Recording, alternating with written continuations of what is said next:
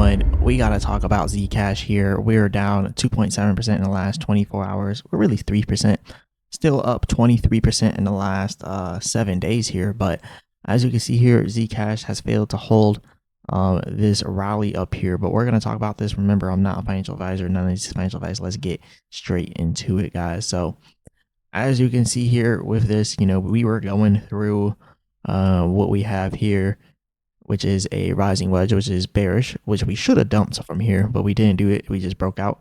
So it started to go down from there. Well, it started to go up from there, but now it's going down from the level it was at previously. I was mentioning in my previous video how I thought that it would either get rejected at $488 or it would get rejected at $540. Right before it reached 488 at about $476, it got rejected before it could even get all the way up there to 488, and then it started to pull back from there. There's a few reasons why I think that this is going to come down even harder than a lot of people think. Look at where we started while we are all the way down here at the bottom of the %R trend exhaustion. You can see how it is all the way down there as it is pretty much bottomed out and oversold. Look at where the price was of ZCASH, about $337. Take a quick guess. We could quite possibly go down there and even further, actually. So there's a reason why I think that could happen, and that is because if we cross here on the %R trend exhaustion, right, and we have the short-term trend dumping, right, and then we have the long-term trend going down as well, that would be bad. But let's say the long-term trend does something like this, go sideways. That means when the short-term trend comes right back up, it's going to intersect with the long-term trend, and then it's going to go down further. And then they're going to both do the same thing. It comes back up again, they're going to intersect again, and then it's going to be a breakout.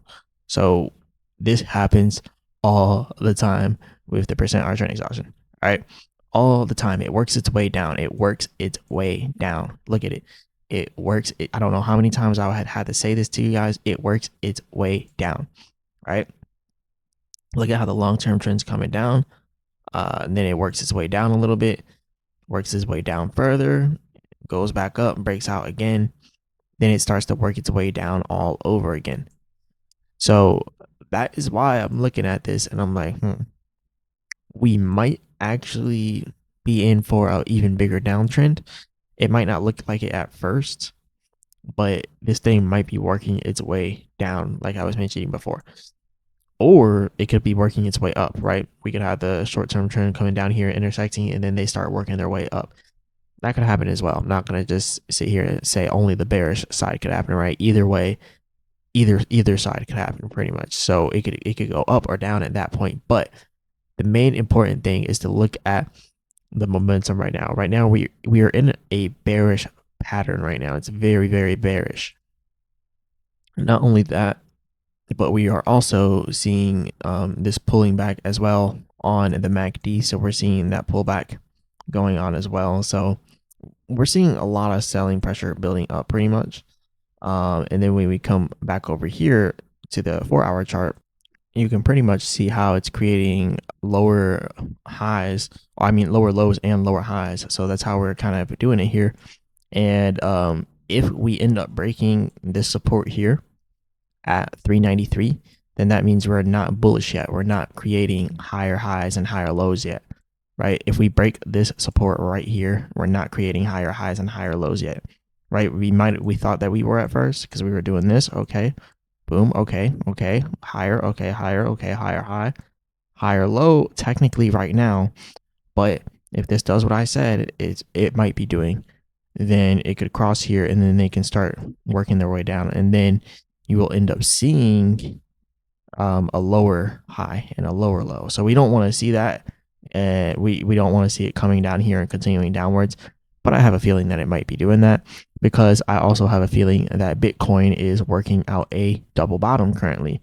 That's why everything's going down right now. That's why Bitcoin is setting up to go down and break its falling wedge or its rising wedge. Rising wedges are bearish patterns. So Bitcoin is playing out its bearish pattern here.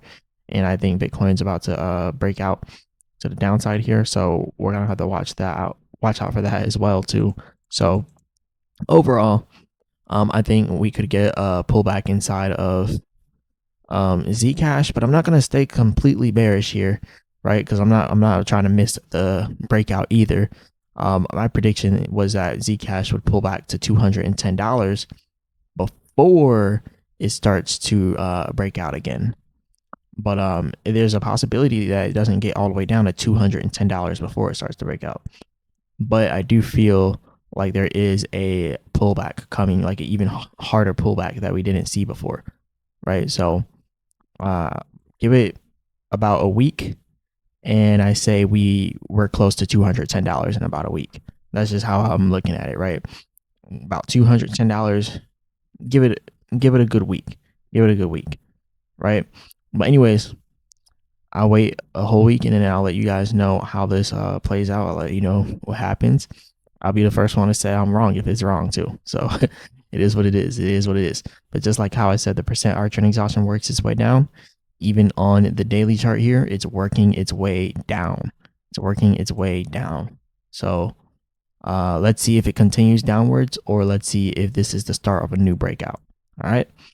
But anyways, I hope you guys are right, and I hope I'm wrong, because I also have stuff that I bought, right? I have stuff that I want to go up as well, and everything goes up together. Like ZCASH, if ZCASH goes up, Pudgy Penguins is going up. Like then y'all know I like Pudgy Penguins.